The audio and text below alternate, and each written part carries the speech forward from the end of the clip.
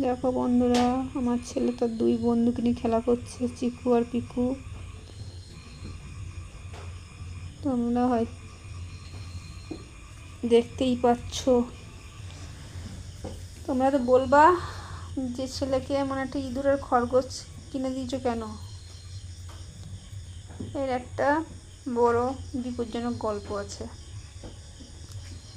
আমার ছেলে এমনই, যোগ দিয়ে 10 জনের সাথে যে খেলা করবে ও সে সাহসটা নেই। মুখে বড় বড় কথা হলে কি হবে, কিন্তু 5 জনের সামনে বড় বড় কথা বলতে পারে না। বড় বড় কথা বলতে পারে শুধু বাড়িতে এসে, আর লোকের কাছে মার খেয়ে আসবে, আর বাড়িতে এসে গরম দেখাবে। সেখানে গরম দেখাতে পারে না, গরম দেখাবে এখানে বাড়িতে এসে। তাই বাইরে খেলা বন্ধ। শুধু যে বন্ধ করেছি, শুধু যে গরম গরম কথার জন্য তা না, ওই গরম গরম কথাতে চাল ভাজা হয়ে যাবে। কিন্তু সবচেয়ে বড় কথা যেটা, ওই যে হেঁটো দেখা, হেঁটোটাকে দেখা, দেখতে পাচ্ছ দূর থেকে? এই দেখো ওর হেঁটোর অবস্থা দেখো। ও খেলতে গেলে, যেদিনই খেলতে যাবে সেদিন থেকে 1 মাস করে বিছানায় পড়ে থাকে। দেখো হেঁটোর অবস্থা, মানে একটা না একটা কিছু দুর্ঘটনা ঘটিয়ে নিয়ে আসবেই। সেই জন্য এই ব্যবস্থা, জেনে যত খুশি খেলা কর। এই তুই চিকু পিকু তোর বন্ধু, খেলা কর, বাইরে যাওয়া বন্ধ।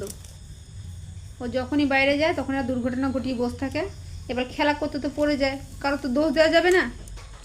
আর পড়াতে একজনের আরেকজনের উপরে পড়ে, আর যখনই পড়ে মানে আমার ছেলের ওপরই সবাই পড়ে। হাসি দেখো, হাসি দেখো, দেখো হাসি দেখো, ও ও হা হা হা হা, মুখ তো ঝরে পড়ছে একেবারে। খেলতে গিয়ে আবার আছে ডাক্তারের পেছনে রোজ 1000 টাকা করে দাও, আর 1 মাস বিছানায় পড়ে থাকো।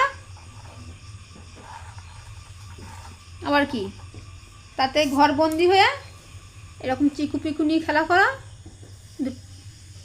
এটা তোমাকে ফেলবেও না, মারবেও না, মজা করে খেলা করো।